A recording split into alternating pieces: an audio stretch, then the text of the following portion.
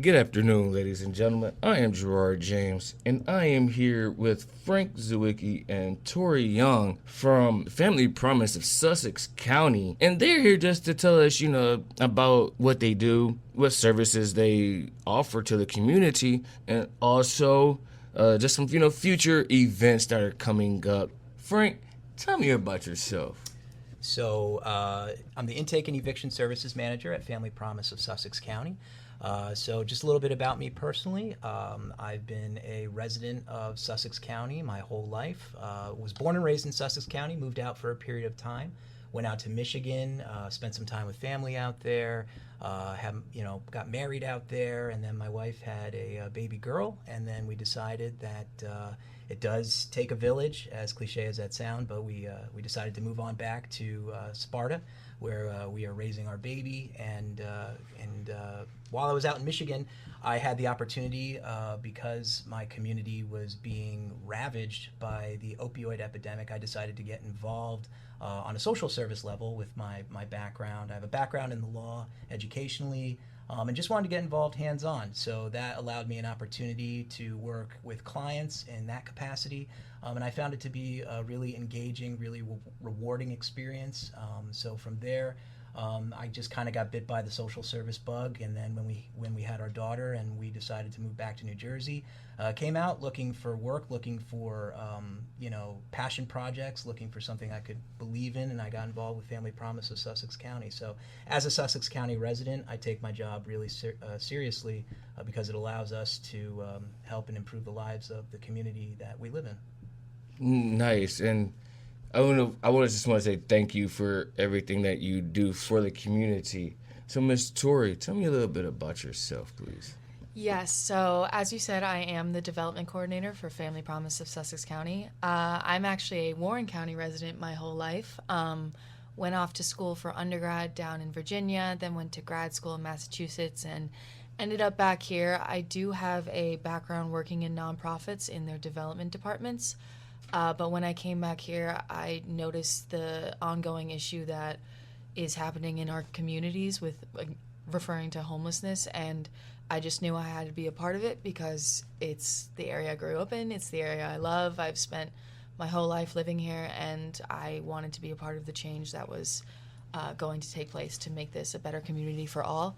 Outside of work, I am a part-time elementary education soccer coach, so I coach kids from 2 to 8 years old, some with learning disabilities and developmental disabilities, and just really honing in on their interpersonal and intrapersonal skills to have them set and ready to go into school, go into life after that. So I help them at their early stages through my favorite sport, which is soccer. It's nice to have people, who both want to just give back to the community and in such a way, just more than just maybe volunteering their time. So, Frank, as the intake and eviction service manager, what does that entail in your job? So my job is to, so the intake side of it is when anybody who is looking for services at our agency. So when we serve a multitude of counties. So it's not just Sussex County, although, that is our title, Family Promise of Sussex County. We also serve Warren, Hunterdon, and Morris County, just depending on the service or the grant program that we're operating under. So as the intake manager, what my job is to oversee every intake that comes into the agency. So that means that any individual or family that comes into Family Promise of Sussex County and says, I'm, afflicted by or experiencing the crisis of street homelessness, or I'm being evicted from my home, I need relocation services, I need to be rehoused, I need stability, anything that we can do in the capacity that we work at Family Promise, which is specializing in housing crises, I oversee. So my staff will set up a time where they'll do an intake assessment with that individual. It's a very quick, form, takes about 15, 20 minutes. Then that goes to me, and then I will make a determination with my staff. We'll conference those cases, and we'll see where they fit, meaning, does this person go to this particular program because it's an eviction matter? Does it go to another program because they need services that'll help them get by every day as they're dealing with street homelessness, and so on and so on. The eviction side of it is, right there in the title. So I run a couple different programs that allow me to have a staff. We go to the courthouse. We go here in Sussex County Superior Court, and we go to landlord-tenant court. We work with court staff. We work with attorneys. We work with other area service providers, landlords, tenants, and we try to think of out-of-the-box alternative resolutions to the eviction conflict. So that could include paying the rental arrears that are owed in that case, but it could be trying to find resolutions to a problem that could be a crisis of faith, could be mental health issue, could be a substance abuse issue. So the idea is to be the liaison that connects the litigant or the tenant or the individual or family from the courtroom and build that bridge to the services that we have in the area. You mentioned the different programs. So what kind of programs does Family Promise offer? So there's a multitude of programs, and it really it changes. So like currently we have a host of different programs that are grant funded from the federal and state level. A lot of them come from what's called the DCA, or the Department of Community Affairs. And it ranges from, like I said, programs that are eviction based to programs that deal with rehousing issues. So, we've got what's called a homelessness prevention program, which deals with eviction services, comprehensive eviction defense and diversion, which again is another eviction service. But then we have rapid rehousing. So that's a really wonderful program that works with individuals who are experiencing the crisis of street homelessness, and that will then help them relocate. We will help through the grant funding that we have. We will help relocate them to housing. We try to find them affordable housing in the area, and we help subsidize that rent. It's what's colloquially referred to as a step-down program, but the rent is essentially subsidized, and that subsidy ends up shrinking or tapering as the individual or the family stabilizes. So up front, it might be heavy in the first quarter, maybe 100%, and then drops down to 75%, 50%, 25% as that individual or family member's income might increase and they stabilize going forward. So really all of our programs, regardless of what they do specifically, including utility assistance, is geared towards helping a family or an individual stabilize and live the life that they always intended on living. And you just mentioned utilities. So you guys do help with utilities also. So, people, a person may not need help with rent, but right. because of rent, they pay the rent, they need help with utilities. They can also get help with utilities. Absolutely. So we have what's called LIHEAP. It stands to, I believe it's Low and Medium Income Housing Energy Assistance Program, and that's geared towards helping subsidize energy costs or defray those costs for families that are struggling to keep up with the bills, because, and particularly utilities, because we all know how expensive it is to live in this state. Rent alone, but then you have all these peripheral costs that include utilities, electric bill, internet, cable, and so forth. So this is designed to help pay, those utilities that are like geared towards heat, cooling, and then they'll even help pay for wood if you're still heating your house with wood. So yeah, it's a really excellent program. And what's really great about it too is that the income threshold, because a lot of people are deterred from calling our services because they feel that they don't qualify, because they think they may earn too much. But I would encourage anybody to call, because you never know, and the income threshold for these programs is often really quite high. Really? Yeah. So for instance, like back to the eviction service, Comprehensive Eviction Defense and Diversion, or CEDD, that program only requires at a higher level the individual or family to have a gross household income of 80% or less of what's considered the area median income, which Sussex County, I think, is encompassed by the Newark area. So that can range quite high.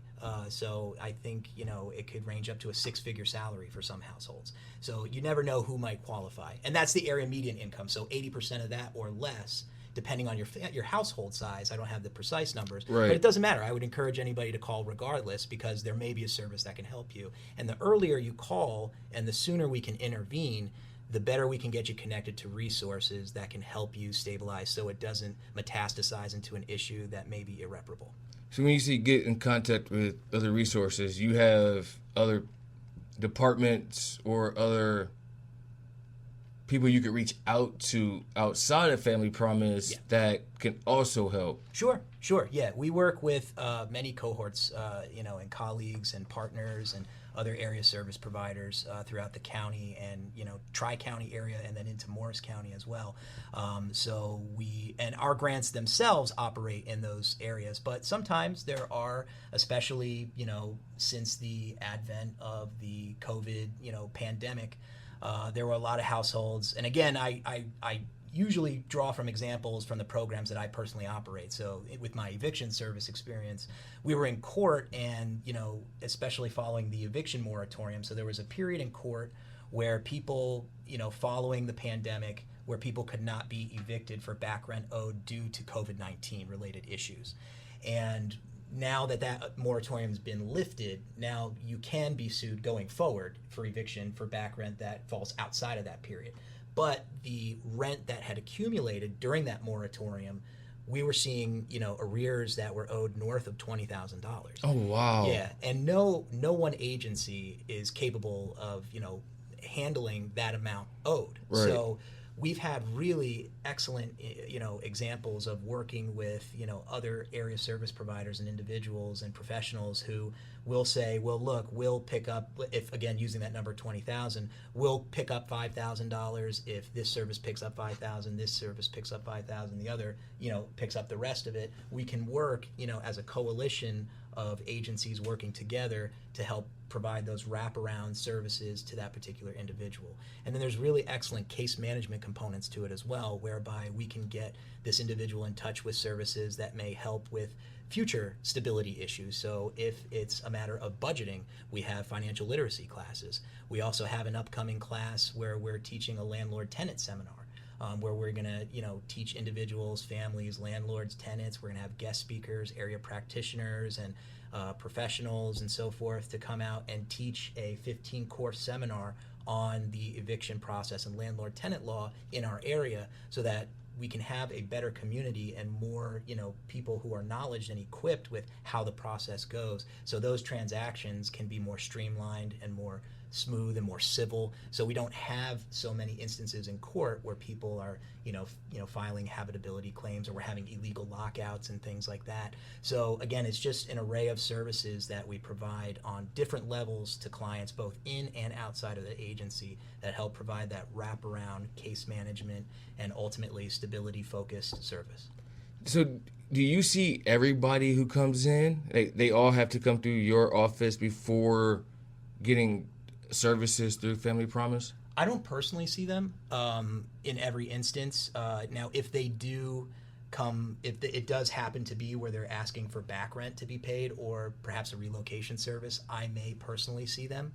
But I do oversee every case. I'll see the paper file that comes in, and then I'll disseminate that to the appropriate staffer to ensure that they're getting the service that they need, and then that will go through the process in that regard. But no, I don't actually interview them. My staff will. Sometimes I will fill in, if we're short on staff, if it's a particularly busy day, then I'll jump in and take someone who might show up, a walk-in and, help in that regard. But I do oversee every case, so I'm knowledgeable on the cases and I'm knowledgeable on the program, so I can get them to the people that need to get the services. But that's basically how that process works. Miss Tori, we didn't forget about you. You are the development coordinator, so what does that entail? Yes, so I work in the development department. There are a couple others of us, but it's a relatively small department. My main focus is donor cultivation, so I handle all aspects when it comes to donors, whether that's donating monetary donations, in-kind donations like food, clothing, bedding, anything that families and individuals will be able to use, and also volunteering. So if you want to donate your time, I also work as the volunteer coordinator as well. So basically, the development department, what we do is we have our marketing team, so we run all of our social medias. We do reaching out to local news outlets. We are on Patch. We are on Life in Sussex. We're also on Nextdoor, so we are a little bit more out there with the community than we have been in the past. I also am part of the fundraising team. So fundraising team involves different events that we host, different campaigns that we run. So, for example, recently we just had our biggest fundraiser of the year. It was our casino night. It happened on May 16th at the conservatory at the Sussex County Fairgrounds. It was the biggest and I would say most well-attended fundraising event that Family Promise of Sussex County has ever hosted. We got great reviews from everyone. It was a sold-out event. We were just featured in the paper this morning. I think it was along the Independent, and they shared pictures from the event because it was just such a different, fun, exciting event, and everyone's really excited about it. So we're already slated in for next year, actually May 22nd, 2025, back at the conservatory at the Sussex County Fairgrounds. We will be hosting our casino night. We haven't come out with ticket prices yet, but just so everyone can mark it down on the calendars, we do have the date set. And we also do different outreach events. So that's not necessarily there to raise funds, but it's there to speak to the community, get our name out there, what we do, and why we do it. So, for example, one of our upcoming events, we are having a veterans event on November 7th. It's actually here at the Sussex County Community College. And that's basically just for service members, families of service members to come see the resources that we offer and other agencies offer as well. And then we're hoping to also put it in as a job fair, so any local businesses in the area that are specific to hiring veterans, they will be there just to have those opportunities for everyone to look at. And it's really supposed to be an information session, so everyone is able to understand what we offer and what we can do for them, and get the people the assistance that they need regarding that.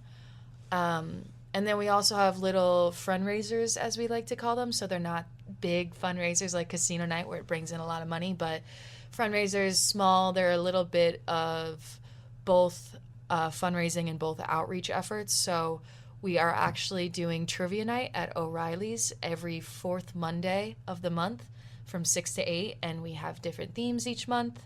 You don't need to register. You can just show up. Even if you don't plan on playing trivia, you can come in for dinner, but we will probably get you to play trivia with us. We had our first one back in June, and it was actually really successful. We have the next one coming up is July 22nd, and we already have a good amount of people that said that they're going to be there. So for the first time ever doing this, it's been pretty successful so far, and it's good to get our name and face out there. And then the other section that I take over is the volunteer department. So anything involving volunteers, whether that's individual, corporate, teams, or just groups, anyone coming in wanting to volunteer their time, whether that's for events, basic administrative tasks, and other things along the lines. I take them in, we do a quick interview, and then we set them up with what they're interested in doing to help out the agency.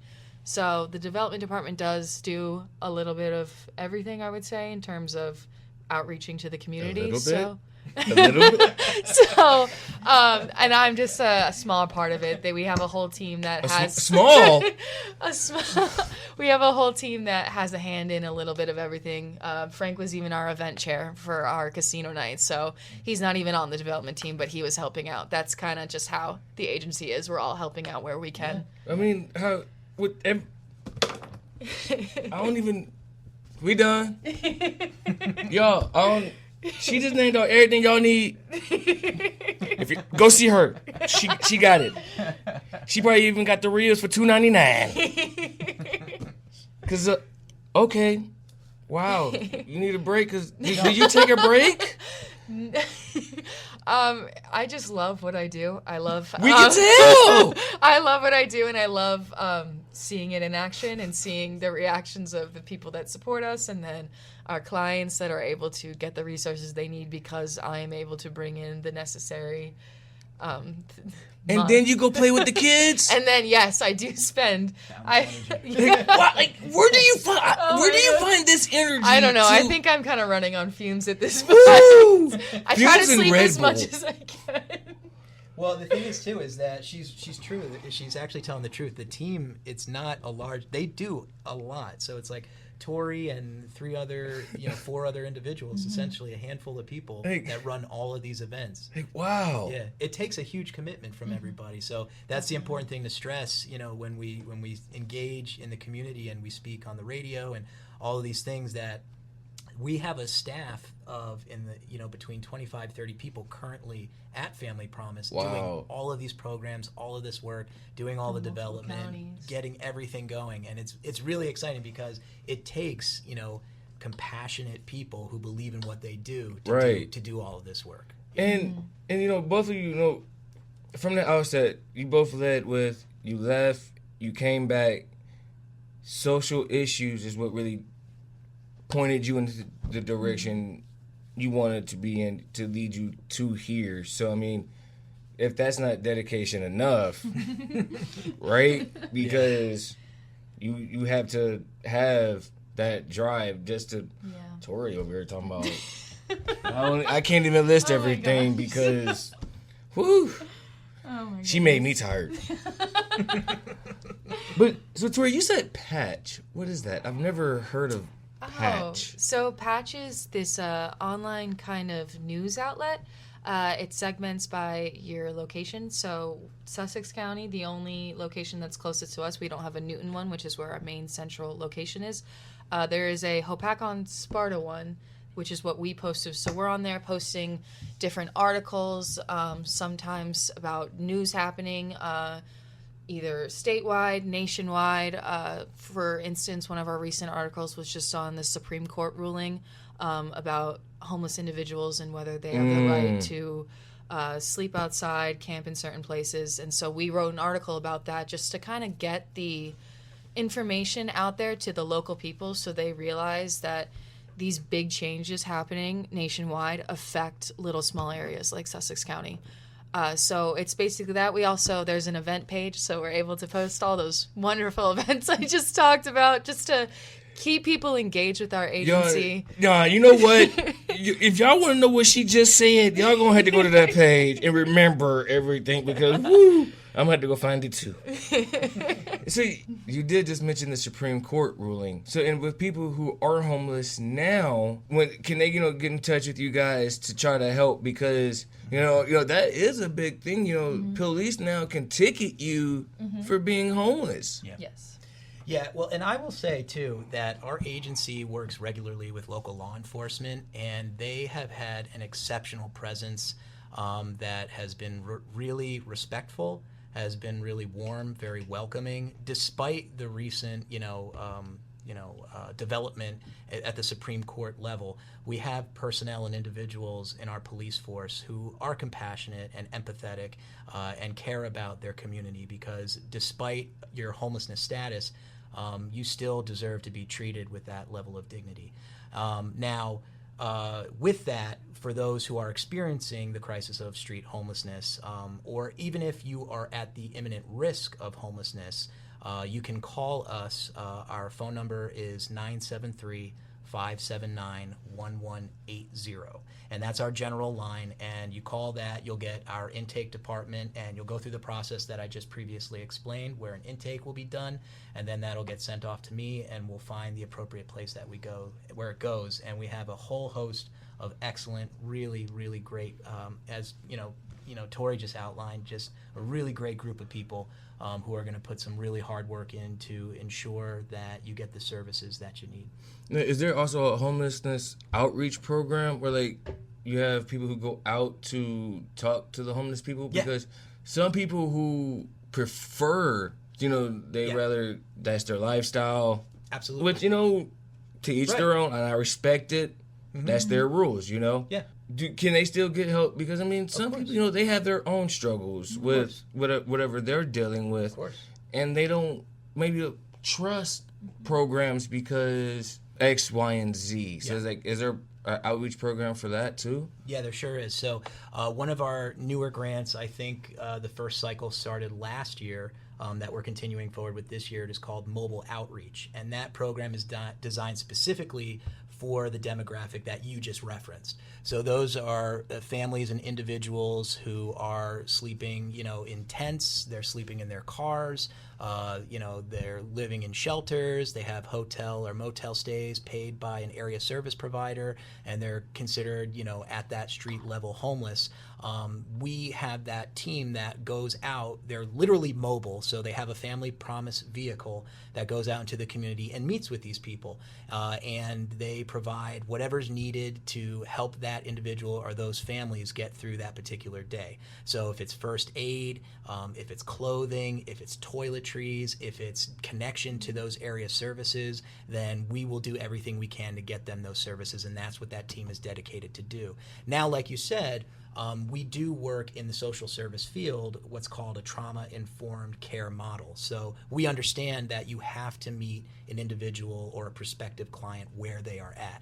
So we consider them little victories, right? So, for instance, in the eviction, where I work, getting, an adjournment in court and getting someone a little bit more time at their home is considered a victory. Even though it's not a total outright win and dismissal of the case, it's a victory. Likewise, in the field, for our mobile outreach team, when they meet with an individual who has been living street homeless for the better part of a decade and is so accustomed to that lifestyle, they may be afraid and they may distrust someone in this position, and may fear what could happen to them, and they may be comfortable with what they're at. So just getting them to approach our team, learn a little bit about our program, and maybe just collect some resources from them is a great way to start a relationship, and they have that agency to choose what they want to do with their life, and they deserve that dignity. But just being available for them in the community to have that service and know they can rely on us to be there for them is what the point of that program is. Social media, you said the patch, the neighborhood.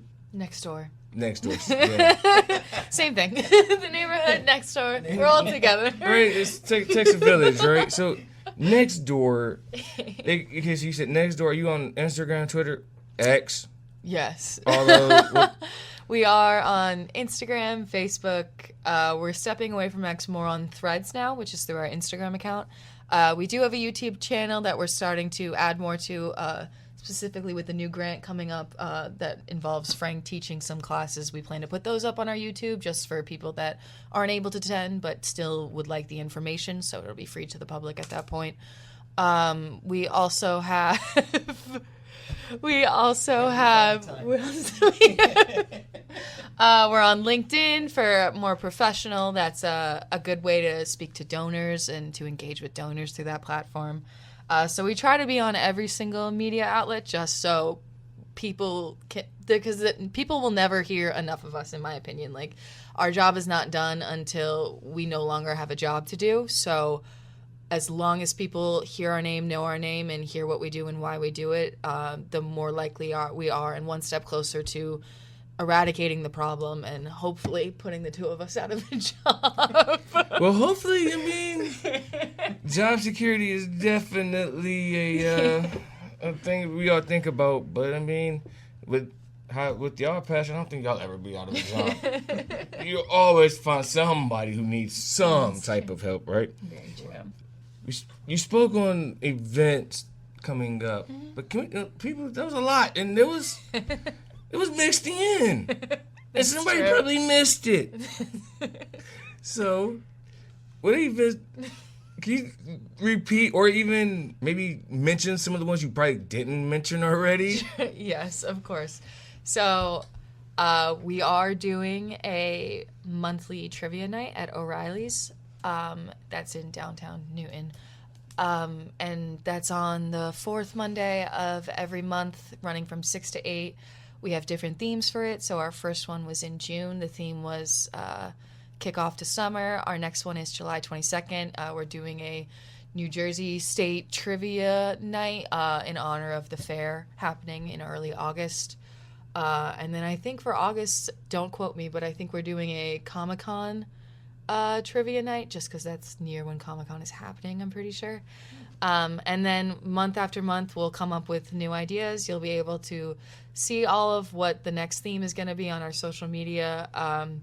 And there's no register fee. Like, you can just come, you can hang out at the bar and just play some trivia. It's supposed to be a very laxed environment, and we're all just there to have some fun and just get our agency name out there. So that's what that is.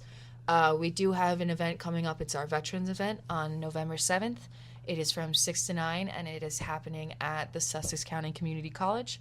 And what that is basically is just a service job fair for veterans, families of veterans, anyone who would benefit from having this information. We invite anyone to come. It is open to the public, and we'll have all the services there that we offer to help veterans, services from other agencies that are able to help veterans, national veteran service organizations. So we'll have different ones come in. We're hopefully having a service dog able to come in, that kind of type of program. So we're supposed to be making it a little interesting. Maybe, we hopefully. can come in and pet. He's joining the development team. Yeah, really. And then just we're hopefully turning part of it into a job fair. That is the plan for now. So that's having any local businesses in the area that like to hire veterans or make a special point to hire veterans or veterans' families. We'll have them there. So then anyone who needs these services, they can also find a job opportunity possibly at this. So it's really supposed to be just hosting an event that can give all the necessary information to cover all bases just at one time, so people can come in and leave with all their boxes checked. And then I think the next event after that, we are hosting a bowling tournament in February of 2025. So we want teams Get your shoes ready. We want teams to register. It's going to be a bit of a peer-to-peer fundraiser, which we will launch when the time gets closer. So create a team, raise money for the organization, then you come and you play other teams in bowling, and we'll have prizes and all these fun things going on. So that should be a pretty fun event. And like I mentioned, the date is set for our next casino night fundraiser. It is May 22nd, 2025.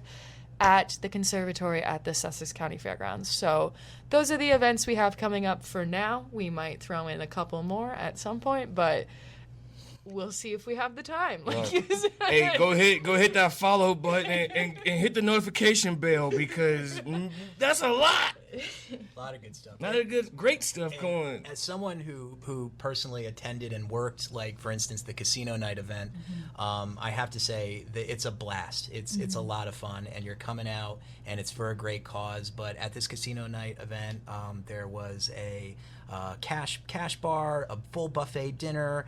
Provided by Dominic's. The cash bar was Crow's. Wild Willie's provided the table games. We had blackjack, poker, slots. I think there was poker at some point. Yeah. I mean, it wasn't like some Mickey Mouse thing. It was really unbelievable. It went off without a hitch. The prizes were excellent. Everyone had a blast. It was a great time.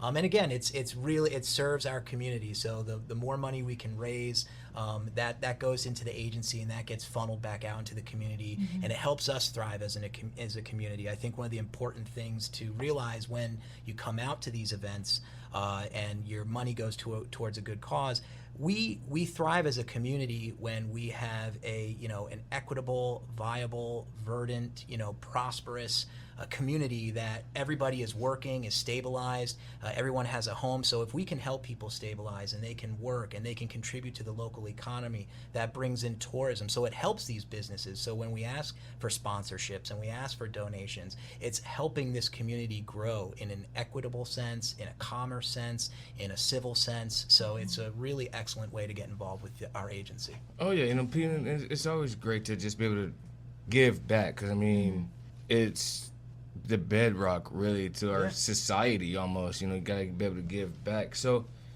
we talked about social media. Where are you guys actually located in Newton so people can actually find the building? Yes, so our Newton location is on 19 Church Street, so it's right next to the green, in that little circle square that everyone goes around. Right next to the square. Yes. And then we also have a Sussex office. So there's a Sussex office, and then there is a Sparta office as well. And I do apologize, I don't have the Sussex office address down, but the Sparta office is at 32 Main Street in Sparta. And that also, so you can get services there, and we have staff there that helps for particular needs, including housing navigation and eviction services. But it also doubles as a computer lab. So for any of our clients who have or lack access to tech and need help getting online and need help with paying bills, or they need any kind of making doctor's appointments or any kind of services that might require the computer, we have that available for you in our Sparta office. And of course, we're growing into Sussex as well. So that is the great news, is that we're growing as an agency, and that allows us to provide more services to more people. So, you spoke about growing and having all the different offices. How many people do you guys service a year, or maybe like in the last year, maybe? So last year, case management, so case management and mobile outreach and our housing programs combined served between about 800 and 900 households. And then our utility assistance alone served between, I think, like almost 3,000. Wow. Yeah, about 2,900. And I can say, for, just speaking from Comprehensive Eviction Defense and Diversion, which was a new grant we got last year, just in last year's grant cycle, we served probably close to about 500 households. And we were serving over 50 clients a month in that program. So it is and again, it's great that our agency can serve so many people, but the implications are problematic, because as we know, New Jersey is a particularly expensive state to live in. Yes, it is. Housing costs are ridiculously high. Most houses are considering themselves overburdened, and if you're paying more than 1/3 of your gross income, those peripheral expenses can be particularly problematic to try to pay. So when you're talking about groceries, you're talking about utilities, you're talking about a car note, insurance, childcare, all of those things add up, where if you might be living paycheck to paycheck, or you might even be upside down and in debt with those particular things. So the implication of those numbers is that it's growing. And in fact, based on last year's data, we've seen a 137% increase in homelessness in Sussex County alone. Mm-hmm. So, and the problem is that Sussex County is largely rural and agrarian. So people don't typically associate homelessness in Sussex County like they do with more urban environments, where you might see someone on a park bench or handling on a street corner. Right. In Sussex County, they may be in the woods in a tent at a state park, or they may be in an emergency shelter. They may be in their car in the parking lot at Walmart. So, if you don't, just because you don't see it doesn't mean it doesn't exist. And it certainly does, because we can speak personally to that, because we work at this agency every day and we see it. And it's becoming an increasing issue. So that's something that we certainly need to address. And I don't think we really have the capacity to discuss necessarily all the we can't solve all the problems with just an interview in one day. But I can say that on the ground and doing the work that we do every day, it certainly is rewarding, and it's great to see, trying to help those families every day turn their lives around and help them stabilize in some capacity. So that's just the part that we try to play. Anything else you guys would like to tell the listeners about Family Promise, about anything, what you offer, any help, anything? I would just say, the important thing here, and of course, anybody who's interested in learning about our program, or anybody who's out there who's listening, who needs help, you have the help, and we're here for you. And we we ask that you please call us, and we're going to make sure that someone treats you, with compassion and with dignity and with care, and that we resolve your issue. And the important things too is that we're here on the radio, and we're trying to, reach the community at large, and we're trying to engage with both prospective clients and prospective, engagement with, donors and things like that, and people who just want to get more involved with the community. So we ask you too, and we say, please listen to this, and think about, the people who are in your community who are dealing with these issues, because it's not just necessarily the person who is at the street level, although those are typically more emergent matters, but even your neighbor who might be struggling to pay the bills and things like that. In this environment where we have stagnating wages and we have, increasing cost of living, it's becoming harder and harder to live every single day. So we are here to help defray some of those, burdens, and we want to encourage everybody to get involved on some level, whether that's volunteer, whether that's donation, or just listening and taking this message in and treating someone who you may see suffering, like that, with a little bit more compassion. And I would just speak on the donor side because that's the area that I work in. We are able to fund our programs through grants and private funding, but the issue with grant cycles is that there are gaps between when the funding is available and when it is not. And we also have been denied for grants because they've gone to other agencies. So private funding is necessary because we need to have funding at all times to be able to help the individuals and families that we do without having to wait for these grant cycles. So what I would say we need from the community is just involvement, whether that's monetary involvement, donating, attending our fundraisers, whether that's social media involvement, reposting, liking, commenting our content so it reaches more masses, volunteering, like Frank said, whether if you would like to come in and offer your time, if that's the only thing that you're available to give, it's always greatly appreciated. But in the beginning, when Frank said it takes a village to raise a little baby girl, it takes a village to raise this community to the level that it should be at.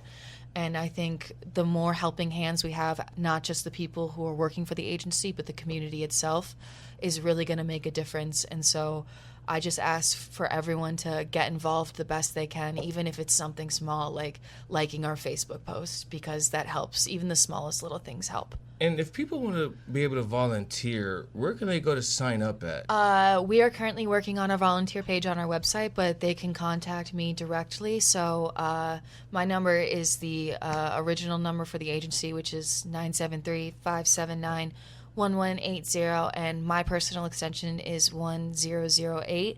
And we'll do a quick assessment, kind of intake style, and then we'll be able to set you up with whatever it is you're interested in volunteering with. Well, thank you guys for taking time out of your very busy schedule to sit down with me and just explain a little bit about what Family Promise does. And guys, you may not need the help, but a friend, a neighbor, somebody down the street might need it. Mm-hmm. They might not even hear this, but you did.